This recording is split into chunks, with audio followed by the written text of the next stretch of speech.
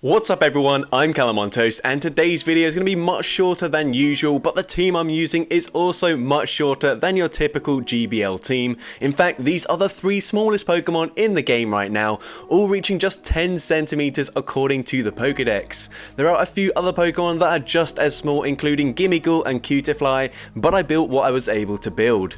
In case it wasn't obvious, this is not a team for climbing, and in actual fact I think I'm sitting around the 1800s due to the awful teams that I've been running of late, so please do not try this at home. This is just to see if the smallest Pokemon in the entire game are able to pick up any wins in the Open Great League. So with that being said, let's just get into the question of the day. Which Pokemon is much smaller than you thought it was? Let me know in the comment section down below, and with that being said, let's get into the battles now. Alright, so going into the first battle, we leave Joltik into Azumarill. Now, based on typings, this should be a good matchup, but unfortunately we're running Sucker Punch, which is resisted damage. We do barely outpace them to the Discharge before they reach an Ice Beam, and Discharge does about 35% of their health. I swap into my Comfey here, trying to catch a move, and the opponent responds with Bastiodon. Now, up against my entire team, actually I am very happy to see Bastiodon up against my Comfey, because I do at least have neutral damage with the Vine Whips and the Grass Knots here to throw into the Bastiodon, and we actually grab a shield here. It is worth noting that these battles I think are in like the 1900s, so maybe the opponents aren't the most knowledgeable opponents that I've ever faced, but still it's impressive to see what these tiny Pokemon can do. And we reach another Grass Knot, the opponent goes for the farm down, we reach yet another Grass Knot, and now we'll either grab both shields or take out the Bastiodon, and we do grab that final shield. I now come in with Flabebe. Flabebe is actually surprisingly bulky. As you see, we tank that Stone Edge fairly well. It did less than 50% of our health, and I do outpace them to the Psychic, and a resisted Psychic from this range does take out the Bastiodon. Now they have a Skarmory. Joltik should be able to core break their team, it's just whether it can actually deal enough damage here. So I'm going to use their shield. I fully expect them to swap back into the Azu, so I go for the Discharge straight away. Is this enough to take out Azumarill? No, it is barely not, and they do reach a charge move, and this will be an Ice Beam. It takes out the Joltik. I do get the Vine Whip farm down, but there's nothing Flabebe can do up against a Skarmory, and they're able to air slash farm me down. So GG's to that opponent there. Into the next game, we see Medicham in the lead. Now I'm going to stay in this lead matchup initially. I might eventually swap out, and the opponent's just going to go for a charge move straight away, and it's just an Ice Punch there. We do live that fairly fine. Gonna go for a Discharge. Discharge, not gonna do too much damage here, but I will now swap into my Flabebe. Sometimes I swapped into Flabebe, sometimes I swapped into the Comfey. It didn't really make too much of a difference here. They have slightly different coverage in the charge moves, and I go for a Psychic. I get the defense drop, which is really nice. They go for a Breaking Swipe, gonna debuff my attack, but the defense drop should offset that initially, but I won't be able to get guaranteed defense drops every single time, and unfortunately we don't get one on the second Psychic. Now we do resist everything since they're not building up to the Earthquake, they're just going straight Breaking Swipe, and that actually plays into our hands here. Once again, would have preferred if I swapped into my Comfey, just because Grass Knot would be neutral damage, but now I'm going to overfarm. I honestly thought they were going to throw a charge move there, so I was just going to bank my energy, but they didn't. Now they're over farming, and this potentially means they will go for an Earthquake here, but we go for the Dazzling Gleam, dealing big damage. We go for a Psychic. It's still not quite enough damage to take them out, and they do reach a charge move, but once again they go for Breaking Swipe, and we get the Vine Whip farm down. We just took a shield and switch advantage from a Steelix with a Flabebe. That is kind of funny, but we're now going to come in with the Comfey, shield this move. They did farm up to the potential Psychic, I believe, but it is just an Ice Punch, and now here we're going to go for the Grass Knot, throwing on the CMP tie. Grass Knot takes out the Medicham, but they've got a Gligar in the back. This isn't looking too good for us. Joltik can't really do an awful lot, unfortunately. We go for a Grass Knot, grab a shield from the opponent, and we're going to swap. We tried to catch the move. We did catch a charge move here from the opponent as they go for the Aerial Ace, which takes out the Joltik, and we will reach one charge move. And if you're wondering why I don't go for Draining Kiss, unfortunately Draining Kiss is an absolutely awful move here, so I think the play is just to go for back-to-back Grass Knots. If we do reach it, we go for the first one, but we don't make it to the second one in time, and unfortunately an Aerial Ace from this range takes out the Comfey, and we do lose that game. But GG's to that opponent there. Into the next game, we see Registeel in the lead now. we should actually resist everything they can throw here. So I'm going to go for a discharge straight away before they can potentially debuff me with a zap cannon and the opponent lets it go through. I am now going to tank this. I literally have no idea how bulky a Joltik is, but we do tank a Focus Blast fairly well there. They're not going to be able to lock on farm me down either, so we go for the discharge, dealing okay damage. I'm going to have to use a shield here, but I will be able to grab one back from the opponent when I do reach a third discharge, so I'm not too disappointed in Joltik's performance here. We go for that discharge. Are they going to let it go through? No, the opponent is going to shield up their Registeel, and at this point, I'm going to let the Joltik go down. Can't really save, or can't really go down 2 shields so early on with 2 Pokemon in the back that have basically the same coverage. So I'm going to come in, go for a Grass Knot. We do barely outpace them to the next charge move, and the opponent actually shields the Registeel there. I'm just going to let this move go through. We should be able to live it unless they're running Flash Cannon, but it is just a Zap Cannon. They get the attack debuff, which is unfortunate, and they've got Serperior in the back. This is not ideal because they are resisting my fast moves as I am running Vine Whip. Unfortunately, neither of these Pokemon do run Fairy Wind, which is not great for us. But here we can go for a Dazzling Gleam, and Dazzling Gleam why can't I speak? What is going on? It deals big damage to the Serperior, but Frenzy Plant takes us out. I will be able to make it to the Draining Kiss, and by the way, if you're wondering why some of it looks quite stuttery, I was playing on my mobile data because I mentioned in a previous video that my Wi-Fi has just stopped working as of late, and there's nothing I can do about that. So unfortunately, some of these battles are quite laggy. But into the next game, we see a Jellicent in the lead, a great lead for us, and the opponent swaps. They try to catch a move on Galarian Stunfisk,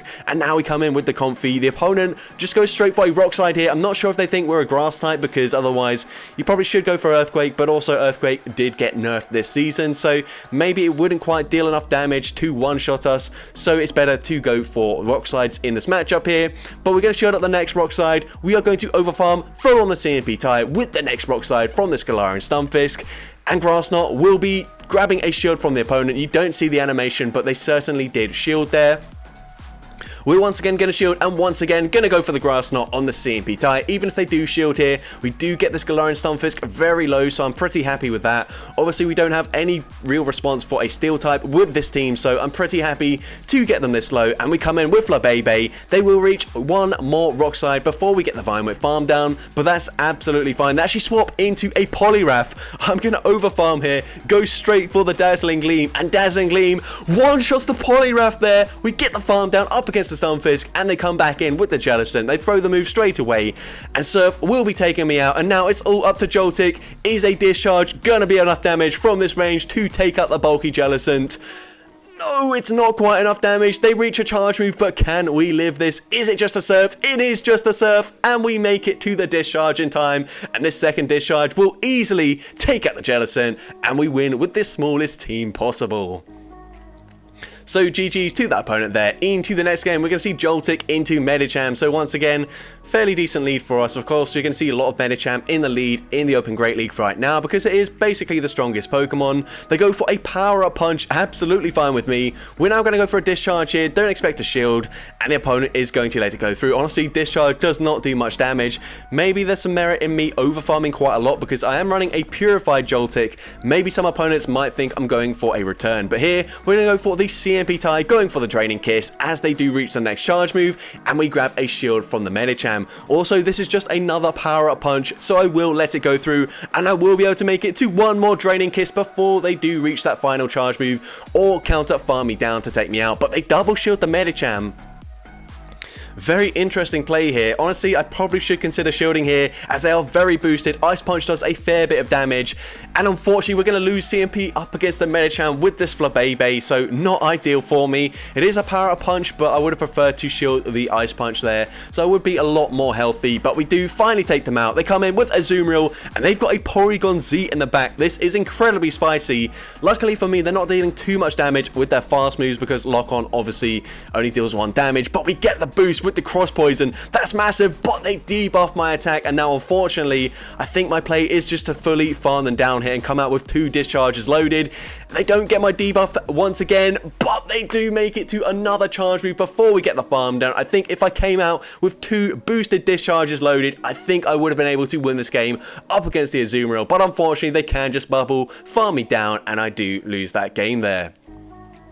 So GG's to that opponent there. Into next game, we see Skarmory in the lead, so good lead for us. They're actually running Steel Wing, not really sure why. They then save swap into Obstagoon, and we can respond with a Comfy here. And the reason I do come in with the Comfy is because we're slightly spammier with the charge moves. Draining Kiss, not a great move, but it probably should take out this Obstagoon with a few more Vine Whips. We go for it here, throwing on the CMP tie with the next charge move. I'm going to shield this up, and the opponent does just go for a Night Sash here, but I don't really want them to flip Switch Advantage. I need my Joltik aligned to that Skarmory. This time I will let it go through. They go for the Night Sash. They don't get the boost, and I will make it to a Draining Kiss in time. Draining Kiss is going to grab the final shield from the opponent, and I'm barely able to make it to a Grass Knot before they counter farm me down. I need this to KO, and it does KO. We do maintain alignment, and they've got Swampert in the back, so this is perfect for me. We swap into the Joltik, and the opponent is going to surrender up against the smallest team possible for the Go Battle League, and I'm able to take that game.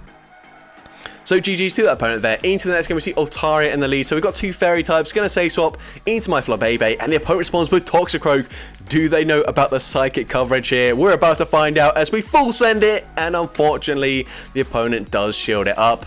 But we did debuff their defense. Doesn't really make a difference here, as I'm not going to be able to take them out with fast moves. It will be a charge move that takes out the Toxicroak. So we go for Psychic number 2, grabbing the final shield from the opponent, and I will be able to make it to one final charge move before they do make it to a third Mud Bomb. So I'm definitely going to double shield, go for the Psychic, and this will easily be enough damage to take out the Toxicroak, and the opponent comes in with the Altaria, and you can see we are lagging here, which is really unfortunate. I wouldn't have made it to a charge move, so it doesn't really make much of a difference here, but we come in with the Comfey, and the only issue is I don't really know how much energy they've got, as I didn't see the Dragon Breath farm down. They come in with Lantern. We're going to go for the Grass Knot, and this is going to do some very nice damage up against the very bulky Lantern. We now swap into the Joltik, and I will be able to make it to a Cross Poison before they reach the back-to-back Surfs, but I'm wondering how much I should charge this, because if the Altaria just fully farms me down, it's game over. So I'm going to undercharge this. Cross Poison barely doesn't take them out. I force them to throw their energy straight away,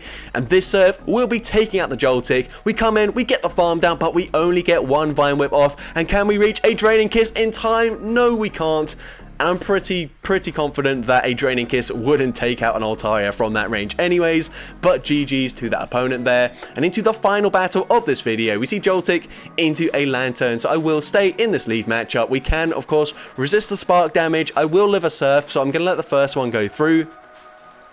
Surf not going to do too much damage, and the opponent's going to swap into Galarian Stunfisk. We did lag a little bit there, so it's kind of awkward swapping out. I also don't know how many mud shots they got off there, but they do just go straight for a Rock Slide. I'm going to overfarm, and we go for a Grass Knot here, throwing on the CMP tie. That wasn't actually planned. I think that was just kind of lucky because I didn't know how many mud shots they had, but we are going to see us use a shield up against the Rock Slide. We're going to overfarm once again and go for another CMP tie this time, going for that Grass Knot, and Grass Knot from this range takes out the Galarian Stunfisk. They come back in with the Lantern. I'm going to reach a Grass Knot before they do reach a Surf. So Grass Knot is going to grab a shield from the opponent. I don't want them to fully farm me down there. So I swap back into Joltik, go for a Discharge. We actually grab a shield from the Lantern. And at this point, I'm going to let the Joltik go down. Surf takes out the Joltik. I'm going to come in with my Flabébé here, and I will be able to shield once and then go for a Dazzling Gleam to take them out here. So the Lantern is going to go for that Surf pretty much straight away. I think once again, unfortunately, I didn't get the fast move through because we did lag a little bit, but I am going to overfarm. I'm not exactly sure how much energy they've got, so I probably didn't overfarm as much as I possibly could have done, but Dazzling Gleam takes them out, but they've got a Whimsicott in the back, and I just have to hope that a Dazzling Gleam is enough to one-shot them from this range. But unfortunately, it's nowhere near enough there, and they are able to charm, farm me down, and take that game. So GG's to that opponent there, and into the final battle of this video, we do lead into another Medicham. Gonna stay in initially, and I am going to let the first move go through once again. Once again, they didn't farm to the Psychic, so I can let the Ice Punch go through. I'm gonna go for a Cross Poison here, and then I will be able to go for a Discharge as they reach the second Ice Punch. So we go for the Cross Poison, we actually get the boost there, and now we can go for a Discharge, and Discharge is actually going to grab both shields from the Medicham, but unfortunately they're barely able to fully counter farm me down. That's not ideal for me. We're now going to come in with Flabébé. They throw a charge move straight away. It's a Psychic that does quite a lot of damage. This should just be an Ice Punch though, so I will live this, and I should be able to make it to the Psychic before they do counter farm me down. We barely get there in time. I did think about committing to Dazzling Gleam, but we wouldn't get there. Psychic is luckily enough to take them out anyways, and they've got a Pelipper here, so What I'm going to do, I'm not 100% sure how much a grass knot will deal, so what I'm going to do is double shield, not throw straight away, because if it doesn't quite take them out, then I can't guarantee the maximum over farm. So now I will farm to 100 energy, throwing just before they reach the weather ball, and this grass knot should be enough damage to finally take out the Pelipper. And they've got Galarian Stunfisk in the back, but the opponent is lagging here, and now unfortunately, I don't think they are able to attack for the rest of the game. I'm thinking that I might have been able to make a catch here, so I'm just dealing as much damage as I can to see if that would have made the difference. And honestly, with the Vine Whips, I think we probably could have taken them out if we caught the rock side perfectly, but I can't guarantee that, obviously. So that's going to be it for today's video. If you did enjoy it, please make sure you leave a like, leave a comment letting me know, and if you want to see more content like this in the future, make sure you hit that subscribe button and turn on post notifications. That way you'll be notified whenever I upload a new video. But with that being said, thank you all so much for watching today's video, and I hope you have a great rest of your day.